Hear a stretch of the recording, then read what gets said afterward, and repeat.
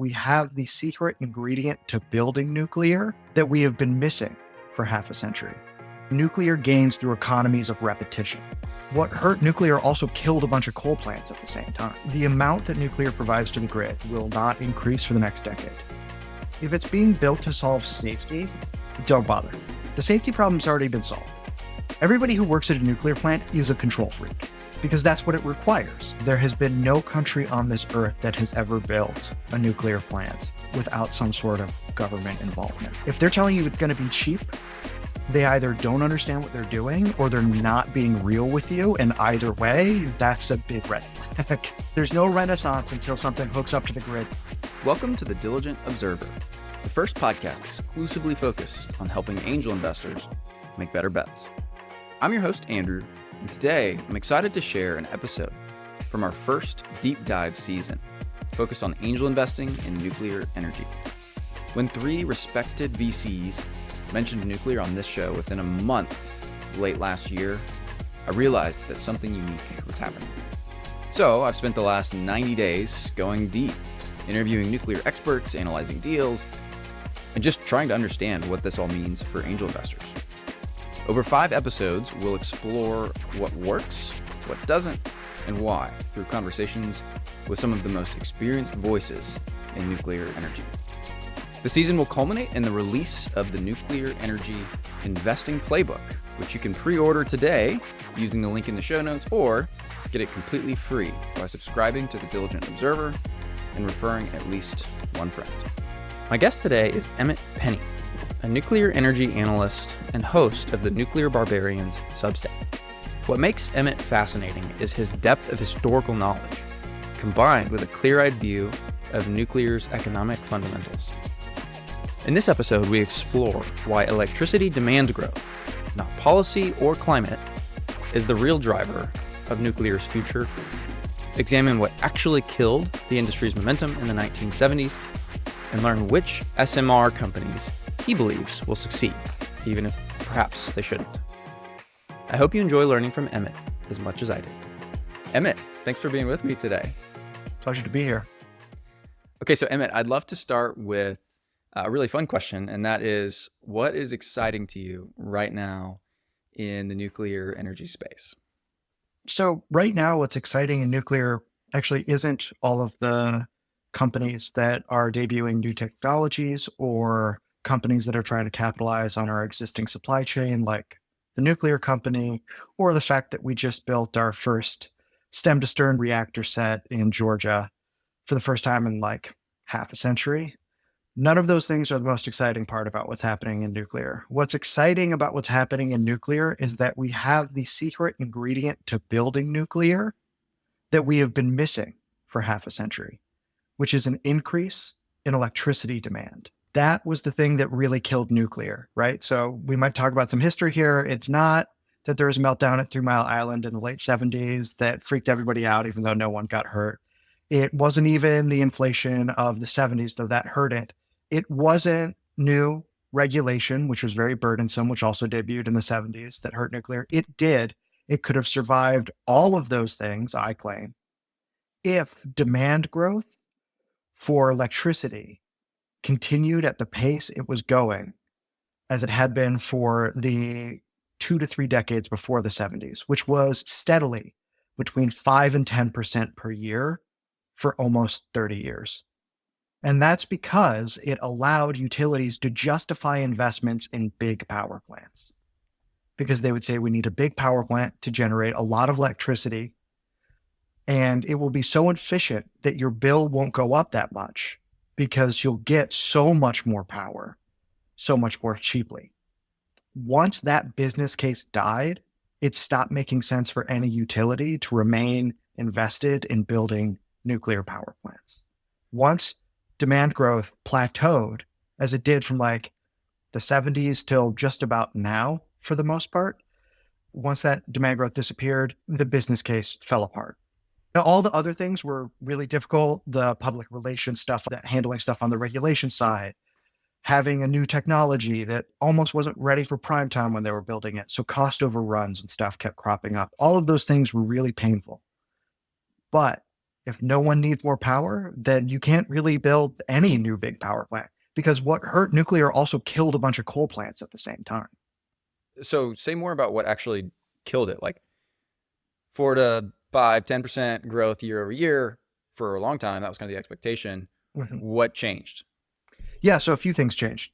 First of all, the world economy no longer looked the way it did in the immediate wake of World War II. The US was sort of the last man standing in the developed world. But then Japan and Germany and the European economy in general bounced back from the war.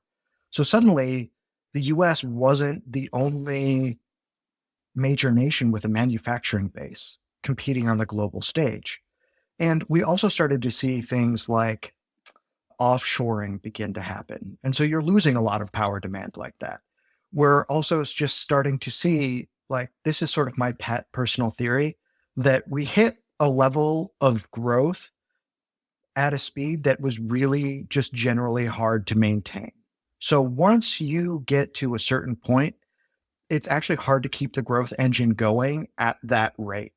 And that's because a lot of people are basically satisfied with their lives. Now, you add into that, like, you might get some more power efficiencies out of other innovations and stuff like that. That means building big stuff isn't as necessary. And I also don't want to say that environmental law had no impact on building big things. Anybody who's tried to invest in heavy infrastructure like knows that the grim reaper of NEPA, the National Environmental Policy Act, will like come and kill you and your balance books or try at some point in the process, right? But what I do want to say is that there are macroeconomic trends that determine nuclear's fate outside of the things that are hot button political issues or trends to talk about today.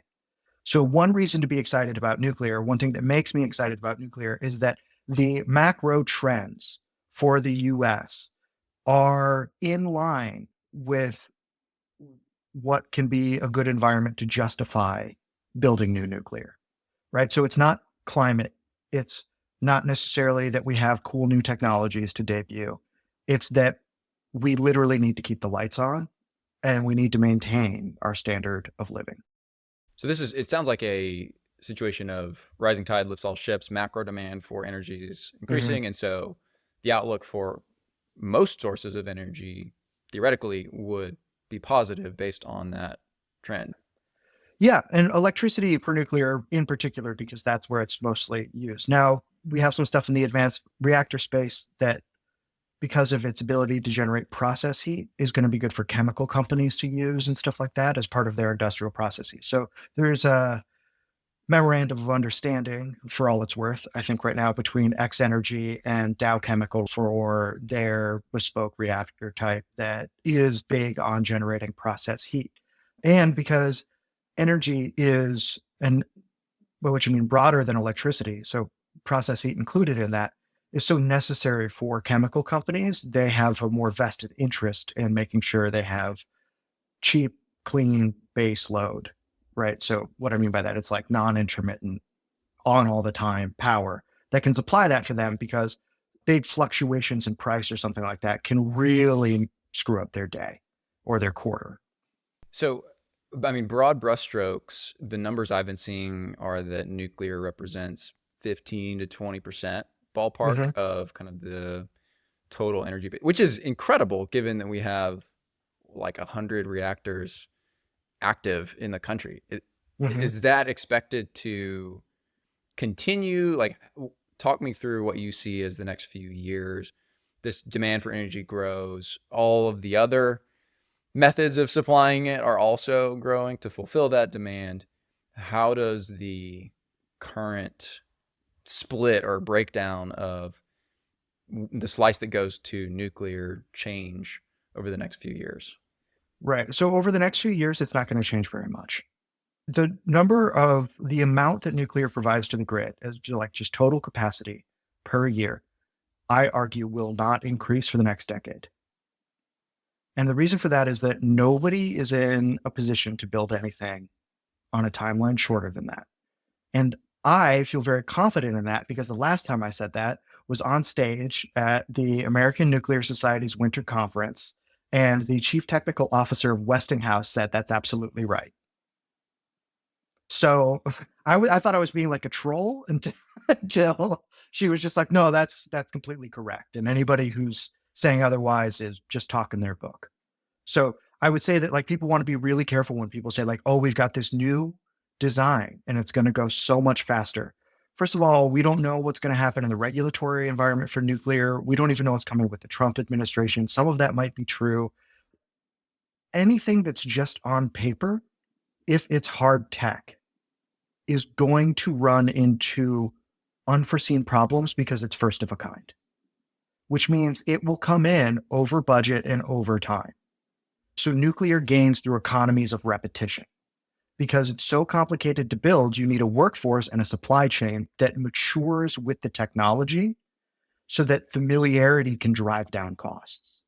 Innovation is not the thing to fix here.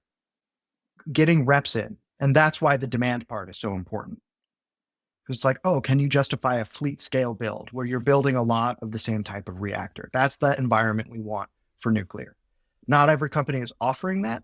I also think that some SMR companies are going to succeed even if they shouldn't. I would say Bill Gates' TerraPower would be a great one. And this is with all due respect to the engineers working on that project. I'm rooting for them. I want them to win. I would be surprised if we build more than one or two of those.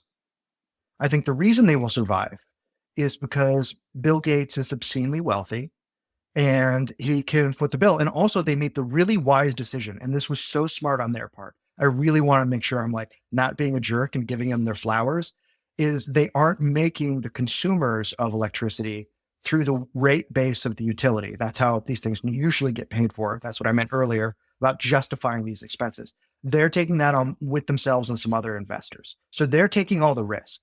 So that means that nobody's going to be like, why is my power bill going up while you try to build this thing that still isn't coming online or whatever? I think they can gut it out. I want them to do it because I think that we could, through that technology, I think it's a molten salt reactor, something like that, sodium reactor. I think that we will learn other things that are important through that achievement. So I think its ripple out effects will be big because we'll learn so much by doing it. But I would be surprised if we got more than a couple of those types of reactors. So that's what I mean. Like, even if I don't think it quote unquote shouldn't succeed, it might. So it sounds like there is a lot of excitement and new energy. I've heard the term nuclear renaissance that happened in like 06 to 08 and kind of fizzled out. People are hesitant to use the word again now, but it is being used. There seems to be a lot of hype, quite a few new startups that are active in the space. What are some of the things that you hear talked about a lot that you think are way overblown and that investors should be really careful when they hear about? So there are a few things. Investors like hearing the word innovative. Be careful with that word when it comes to nuclear. You really want to make sure you have somebody on staff who can do a good technical audit of whatever you're looking at. Don't take anything at face value from these SMR companies because who knows how many of them are serious. They might have a great staff. Anybody who's involved in business knows that things can go wrong for all sorts of reasons. So not only do you need a technical audit, I would say you need a character audit. Like, is this for real? Is management ready for the really difficult problems that could jeopardize the whole thing? Are they courageous? Are they prudent? Is the design prudent? Are they trying to do too much at once? Too many weird things happening all the time. Oh, it's going to do this, and then it'll also put process heat into like a big sort of battery thing. And that should be starting alarm bells off in your head because they're over promising. I would say, here's another thing. Smaller isn't better necessarily. So people say like, oh, these reactors are smaller. They're going to deliver. This is a complicated technology. It's first of a kind. No one knows. No one knows. So you have to figure out how comfortable you are with your risk tolerance, especially when we're talking like in big infrastructure investments. So the other thing is this micro reactor thing that's happening. And so we're talking about stuff that's like you could put in a shipping container. That's the size we're talking about. We're not talking about like, oh, it's going to be 100 megawatts rather than 1 gigawatt, 1,000 megawatts. We're talking like we want to be around 30 to 60 megawatts, right? So smaller and smaller. I have no doubt that some of those technologies will exist. The DoD is working on one right now, Project Pele. It's going to fit into several shipping containers. It will not generate cheap power. That's not its job. Its job is to be used in the battlefield, forward operating areas, stuff like that, as far as I understand it. Microreactors, the physics of them, in other words, like how much power they can actually generate in that amount of space and what it's going to cost to do it, especially with the fuel economies, doesn't really pencil out to cheap power. As far as I can tell, that is a problem. This is going to be a really difficult problem for all microreactors. So if somebody is coming to you and saying, we've got this brand new microreactor idea, it's going to snap together like a Lego and it'll fit in a shipping container. And look, the Nuclear Regulatory Commission might not even have the authority to regulate it because it's so different. So we're going to get rid of all those regulatory hurdles. You should still be skeptical, right? If they're telling you it's going to be cheap, they either don't understand what they're doing or they're not being real with you. And either way, that's a big red flag.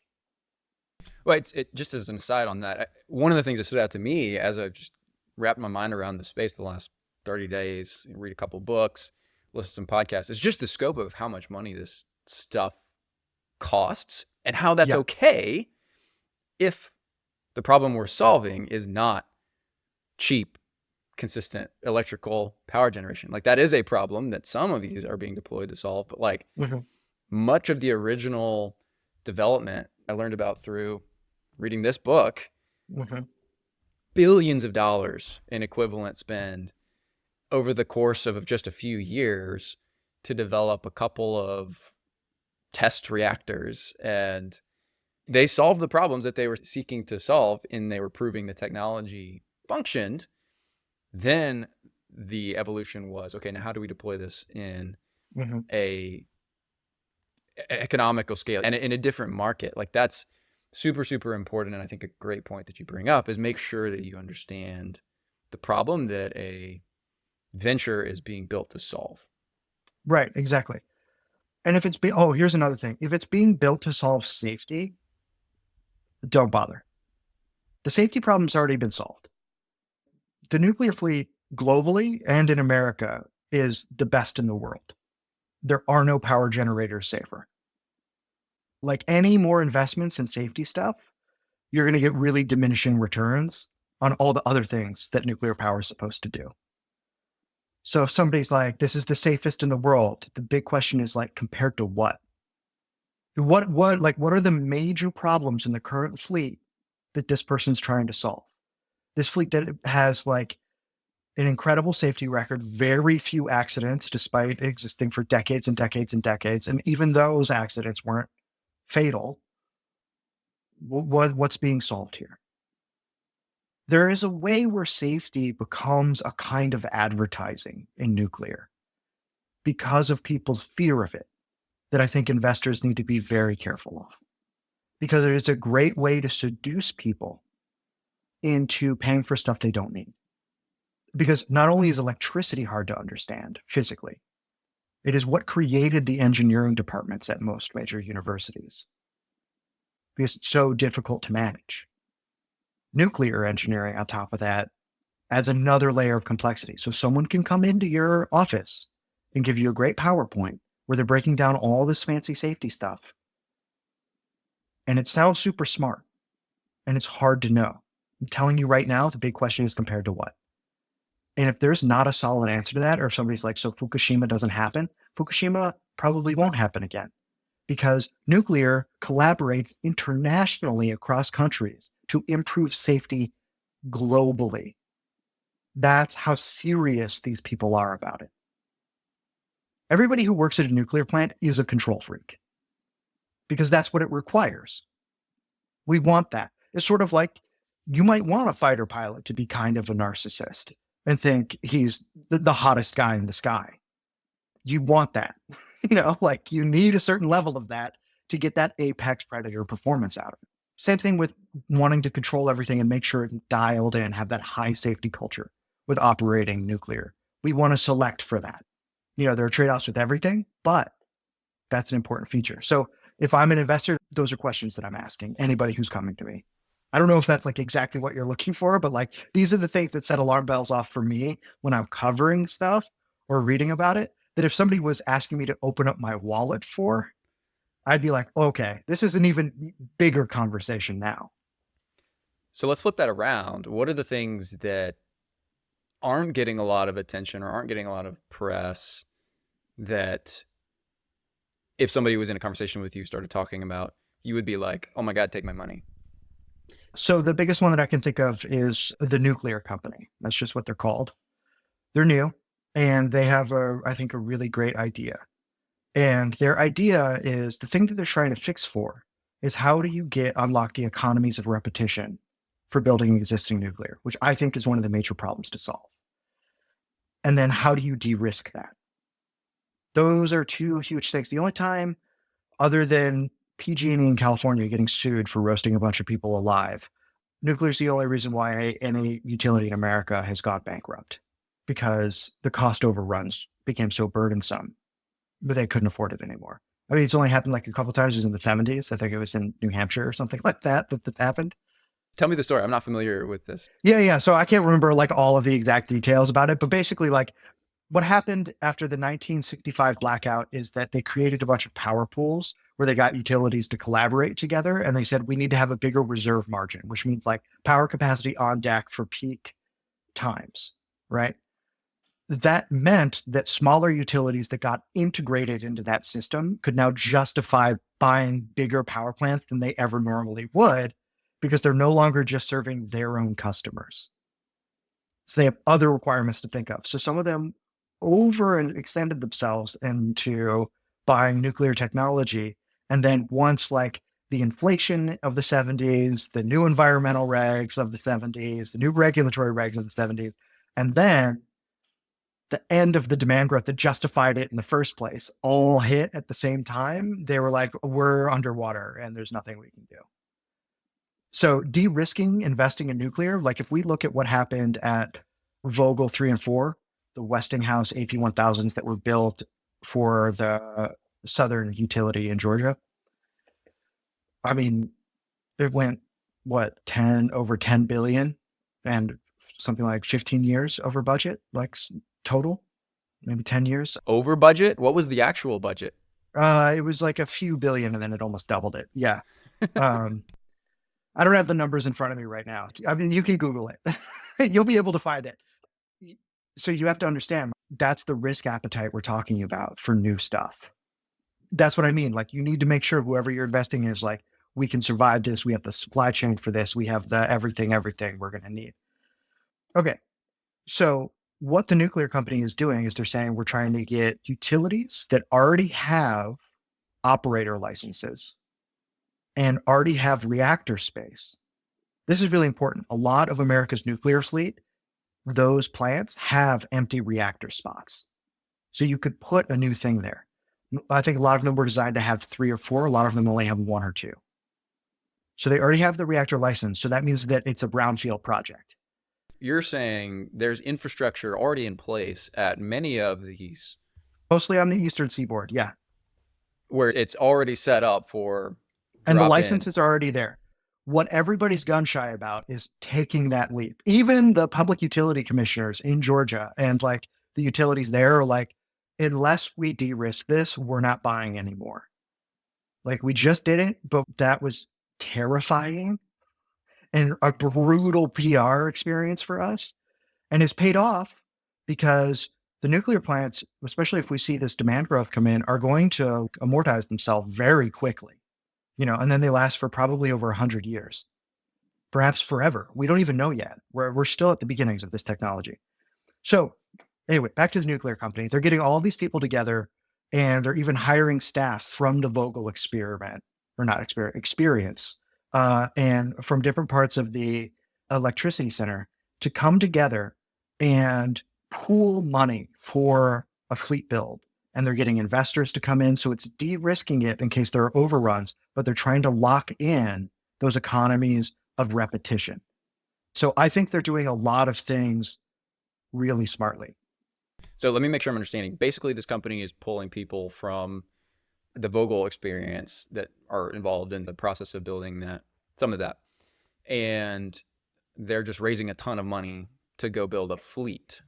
And getting a bunch of people at the table that already have operator licenses and that are already want that demand. So hyperscalers are a part of their consortium that they've built. That's what they're looking to do. When you say fleet, what do you mean by fleet? So fleet, we mean like multiple reactors. That's a fleet scale build. Multiple reactors of the same type. So we're not one or two, we're talking like between 5 and 10. How long that takes to pull off, this is why time horizons are really important for investors, right? If you're looking at what to invest in, you got to be real about time horizons with all this stuff. When can things happen? Where is it happening? Another thing that people need to think about is if you're investing in a new build of an SMR, let's say, and they plan on building it in a state that's in an American power market, which is 60% of the US. So Texas, California, parts of the Southwest, from Minnesota to Louisiana, and then PJM, which is like 13 different states, then New England, and then New York. Those are all power markets. The power markets are skewed to advantage subsidized wind and solar and natural gas. So when somebody tells you like our nuclear plant is going to be able to ramp up and down to meet demand like a natural gas plant, what you should actually be hearing them tell you is that we are going to be investing in physical capital we don't plan to use all the time. All right, think about it that way. And we don't know what's going to happen with the Inflation Reduction Act, production tax credits, and investment tax credits that are distorting the prices in our power market on behalf of wind and solar. So if you look at the queues for interconnection, which is sort of like the club to be linked up to the power market, right? For all of everybody's waiting in line to get their ticket punch, so that's where you go. You're like, hey, I've got this power project, let me in. And they have their own vetting process or whatever. If you look at most of the power markets in America, again, 60% of the country, it's between 80 and 95% wind and solar right now. So we're like way over selecting for that, which means you're going to have a lot of unfair competition in the market for baseload power. And if you're like, well, if we get rid of these subsidies, then that problem should go away, I would say maybe. What you need to understand is those power markets were actually designed with natural gas and wind and solar in mind in the first place. They were meant to be baseload killers, and baseload being big coal, big nuclear. So again, location, location, location. Where is this person building? I love my friends in Texas. I really want them to win. I hope they can get an SMR built. I would not build anything in ERCOT. I'm really sorry. On my show, I'm going to be interviewing some guy who I hope can change my mind about that because I think he's a really smart dude and he's working on it. And like I said, always willing to be wrong with new information coming in. But it's like everything I know so far tells me I would not do that. Super helpful. Okay, so back to kind of macro question, like other stuff that people aren't talking enough about that you would get excited about. The nuclear company, big double click coming there. What else stands out? The other thing that I might get excited about, okay, sometimes I can't tell if I'm excited about this or anxious about it. And it's the Loans Program Office in the DOE. So the Biden administration was the most generous to nuclear since probably Dwight Eisenhower. And a big part of that was what they offered at the Loans Program Office, which is a subset of the DOE that is meant to dole out money for cutting edge technology or necessary technology in the energy sector, right? You'd see them as like de-risking. Now, the LPO really screwed itself over in the Obama administration with Solyndra, which was a renewable energy company that used a bunch of government money and did absolutely nothing, filed for bankruptcy. So they've become really cautious. They were really cautious under Biden, even though they had a lot of money at their disposal. Chris Wright, who is the secretary of the DOE, is on the board of Oklo, an SMR company. He's very pro-nuclear. He's pro-geothermal. He's like an energy maximalist, right? He comes from the shale revolution. I think he's a really smart guy. What we might see is the DOE hold on to the LPO rather than let it go in order to be more aggressive than the Biden administration was. And the reason to do that is there's no real reason that the LPO needs to like generate a profit as it's kind of doing right now, from what I understand about how judicious they're being in their loans. It really just needs to break even. So we might see them lower the threshold for application to these loans or whatever. That's something I'd really keep my eye on. I'm super interested in. I've been interviewing people for it for an article I'm working on right now. So that could be really exciting, right? And it's something that I think people don't talk enough about. And you might be saying, like, well, I don't like the government getting involved with that. And I absolutely hear you. However, what you need to understand is that nuclear was invented by the government. It was like one of our first experiences with a technology that did that. That is the path dependency here. That is very, very real. And there has been no country on this earth that has ever built a nuclear plant without some sort of government involvement. So, like, I live in the Commonwealth Edison footprint. The first reactor, I believe, that was built after Shippingport in 1957, which was our first commercial nuclear plant, which was built by the government and run by Duquesne Light and Power in Pennsylvania. Commonwealth Edison built a pressurized water reactor like the next year. It took them like 2 years to build it, something like that. That was mostly privately financed, but they still had a relationship with the Atomic Energy Commission that helped them do what they did. So this is what we're dealing with here. And there are reasons for that. And a lot of it has to do with nuclear's overlap with nuclear weapons, not that they're the same thing, but they're a technology that people want to have a handle on. And safety issues with nuclear are real. Just because we do it so well and we might have onerous regulations that we can strip down doesn't mean that we shouldn't do it at all. There can be real issues. I saw some nuclear engineers talking about how containment vessels are super important for reactors because if they aren't built the right way, you can have radioactive dirt that can then get into the air and is actually harmful. We don't have that problem because we do it so well, but that's a problem that we're solving for. I think that that's a really important thing to look at. So let me make sure I understand this loan program. This is Yeah. essentially a funding source available to help get a lot of these more advanced technologies, these new, modern, innovative approaches going. Or I have to say, the LPO changed its tenor over the course of the Biden administration. So, and that had to do with Jigger Shaw. They released a report where they were like, next of a kind builds are more important than first of a kind builds. So we're willing to sacrifice on being cutting edge or investing in that to guarantee gains in cheaper baseload power of a clean variety that we can't get from any other source. That's the main value add of nuclear. So, like, give me an example of a next of a kind. Yeah, so next of kind would be building the next AP1000 reactor from Westinghouse. That's the reactor we know how to build. That's really, to me, like what this hinges on, is whether we can pull that off in the next 2 years. If we can't pull it off, then it's anyone's race, but that means that we have to extend our time horizons. Right? So then we're talking about maybe not any new nuclear on the grid for 20 years. This is why nuclear renaissance is a mistake for an idea. We have the potential for a renaissance, but there's no renaissance until something hooks up to the grid and starts churning out power. So the attention is essentially shifting from, okay, we have all these great ideas. Awesome. Paper reactors. I just read the Rickover classic paper. The attention, it seems to be shifting, at least at the LPO, to, okay, how do we lock in some of these gains, really make sure that we get a foothold and we take a step instead of a leap? I wouldn't be surprised if some of that posture was maintained at the LPO, even during the Trump administration.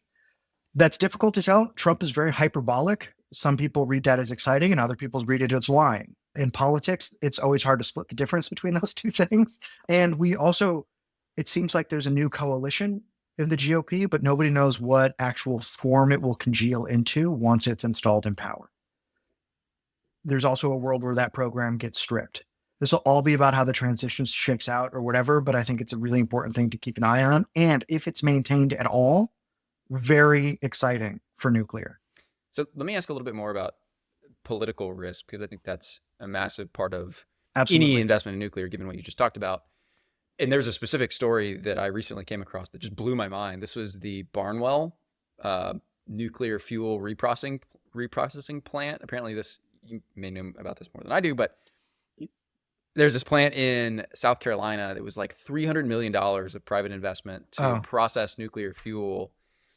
And when Jimmy Carter was elected, just refused to grant the license to operate. And so it essentially mothballed the plant. They were unable to operate. 300 million functionally down the drain. All these companies sued the government afterwards. And it just blew my mind how significant the risk is from a private investment standpoint, and that regulatory opinion and climate could change like that dramatically dependent on the political infrastructure at the time. And so I think there's a unique level to that applies in nuclear that's more intense than the average energy investment, given the everything you just talked about. So give me like your take on who do I watch? Like, what are the things that I look at if I'm an investor and I want to get a read on this? If I'm watching what the Treasury is going to do, I know who to watch. Who are the people that are Mhm. kind of signaling what the future could look like from a public policy standpoint on the nuclear industry more broadly? Like, what are the major names? Okay, so I think that's actually a harder thing to look at in the US because it's already so decentralized as a system, like our electricity system and then nuclear in general. I would say keep an eye on Westinghouse.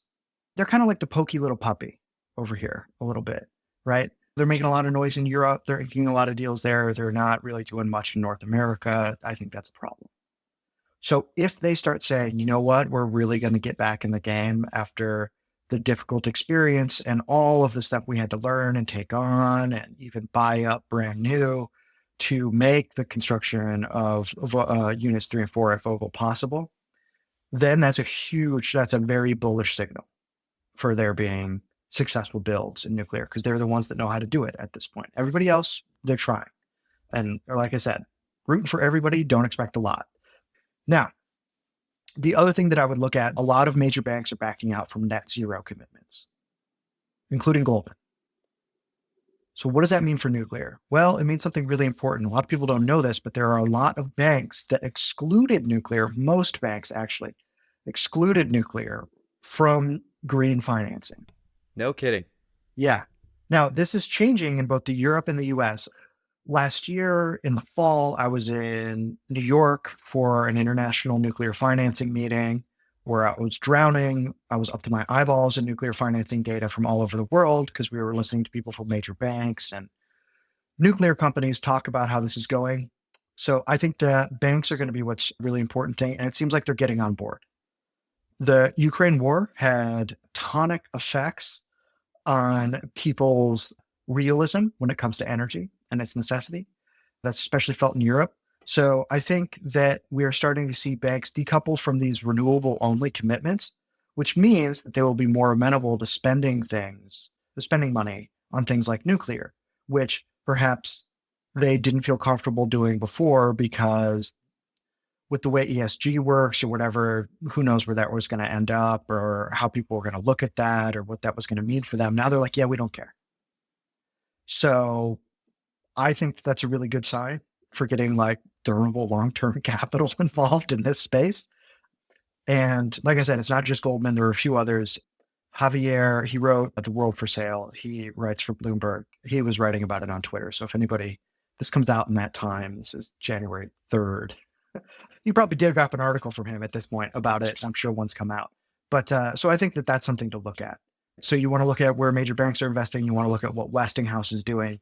And then you want to look at what SMR companies are already failing. That's going to be really instructive. So the Ultra Safe Nuclear Company, I think it was called, just filed for bankruptcy at the end of last year. I think that's going to have, I don't want to talk out of school, but I have some instincts that even some legacy SMR companies are probably going to file for bankruptcy within the next couple of years here, just based on cash burn and some other things. Now, the other thing to look for is what the states decide to do. So we have some states in America that have moratoriums on building new nuclear. California is one of them. We have some states that have tried to undo those moratoriums. So one's my home state, which is Illinois, which did it in probably the dumbest way it possibly could have. And what it did is it said, you can't build any of the reactors that we already have up and running here, making us one of the cleanest states in the country and the most nuclear state in the country. You can only build advanced SMRs because they're quote unquote safer. I think the problems with that, I think, might be a little obvious if you've been paying attention for everything that I've just said. Connecticut was like, you can build new nuclear, but only on the site that's available at the Millstone plant in Connecticut already. So really like one utility can build one type of reactor at one place in Connecticut. So it's better than nothing. Conforms to some of the stuff that I said, but not the most hopeful signal.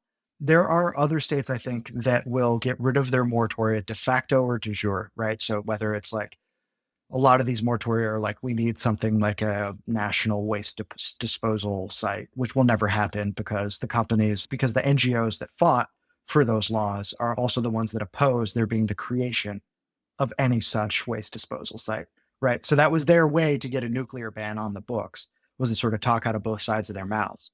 I think, well, if you start to see more states do radical repealings of these, like if Illinois readjusts its posture because it wants data centers to come into the state, if Connecticut does the same, or Connecticut gets so fed up with how dysfunctional the power market it's in behaves that it's like full send on nuclear, that's all we got, because we don't want to keep opening up more land for transmission and wind turbines and solar panels or whatever.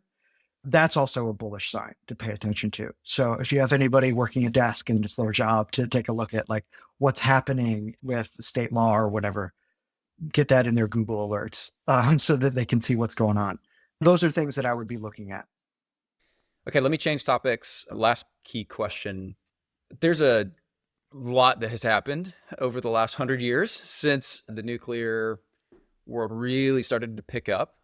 What are some of the major names as you look back that have influenced today's thinking on this space that an investor would be stupid to not spend some time getting familiar with? Totally. Okay. So you brought up Hyman Rickover's paper on paper reactors, which is a classic. So Hyman Rickover created the nuclear navy. And when they canceled his aircraft carrier reactor program, his consolation prize was building the first civilian nuclear plant, which he kind of didn't really want to do, but did it anyway. And because he wanted to maintain control over the nuclear technology, and he was a very ambitious guy. Getting familiar with him and his biography, there's a 200-page great biography of him that just came out called Admiral Hyman Rickover, Engineer of Power. Totally invested in it. You also learn a lot about like his ideas of management and what he thought was going wrong in corporate America's management structure at the time. And you may agree or disagree with some of those ideas, but you get a comprehensive view of what this supremely influential man thought and did in America. One guy that we don't talk about very much anymore, but was hugely influential on the anti-nuclear side, is a man named Amory Lovins, who loves to advertise himself as educated at Harvard, though he never graduated. And he not, and I don't begrudge anybody not graduating from anywhere. I do think it's funny to advertise yourself as having been educated from a place that you never graduated from. So he was something of a really convincing charlatan that had a big impact on Jimmy Carter's ideas about nuclear in the late 70s. And he founded the Rocky Mountain Institute, which is a clean energy think tank that has offices in both Colorado, DC, and Beijing. And his whole thing is like, we can do renewable only. That's the way to go.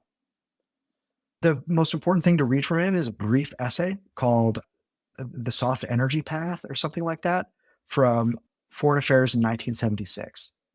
It is hard to underestimate how influential he was. I would also say that like understanding how Americans think about energy and clean energy in particular comes from the Whole Earth catalog, which was a really powerful magazine. So if anybody's familiar with the Steve Jobs commencement speech where he says, stay young, stay foolish, or stay hungry, stay foolish, he's quoting directly from the Whole Earth catalog in that commencement speech. Huge impact on Silicon Valley culture. There's a whole bunch of books about it. I would say look into that. There's a brief biography of its guy, Stuart Brand. Stuart Brand helped make Amory Lovins popular and then ended his friendship with Amory Lovins when Stuart Brand changed his mind about nuclear and someone leaked a draft of his forthcoming book in the 2010s where he promoted nuclear energy to Amory Lovins, who took him down in the grist, and it ended their multi-decade friendship because Amory Lovins was so unreasonable and cruel to him. So you can take a look at the Whole Earth Method, I believe, is that book from Stuart Brand. He represents somebody who went from this sort of crunchier green granola guy to a guy that came to really appreciate urban density, GMOs, energy, and stuff like that. And I think he's been a very influential voice on that side of things. I think that that's sort of like all I have right now in terms of people. We actually haven't had a lot of thinkers that do a lot of, I would say, this sounds condescending, but I don't mean it this way, like higher level cultural thinking about nuclear, because most of the people in the nuclear space are, for good reason, doers, not thinkers, right? They're not word cells like me. And so we just don't have a lot of that. Oh, I can also recommend an essay by a nuclear engineer called Is the Energy Debate Really About Energy? That was written in the International Atomic Energy Agency Bulletin in the early 80s. And he had sparred with Amory Lovins in congressional hearings and stuff like that. And sort of his take on the fundamental assumptions of the anti nuclear pro green movement. And it's like an 8-page essay, really well written, some shocking and insightful stuff in there. And I think that could be really useful to help people think about what energy means to society, what trade offs are, and how we've been thinking about those for the last few decades. Love it. Super helpful. We'll definitely double click on all of those and include them in our final output. Emmett, any final thoughts for the listener? Yeah, I would say that if you plan on dabbling your toe in nuclear, the most important thing you can do is more homework. Never trust ad copy, ignore press releases. Really do the homework. Well, with that, Emmett, we will wrap. Thank you so much for joining me today. This has been a pleasure. I've learned a ton, and we'll definitely be watching this recording a couple of times because this was great. Yeah. Hey, thank you so much for having me on, man. This was a blast. Thanks for listening to this episode of The Diligent Observer. I'm your host, Andrew Taslow, and if you are looking to make better bets as an angel investor, subscribe for more at thediligentobserver.substack.com.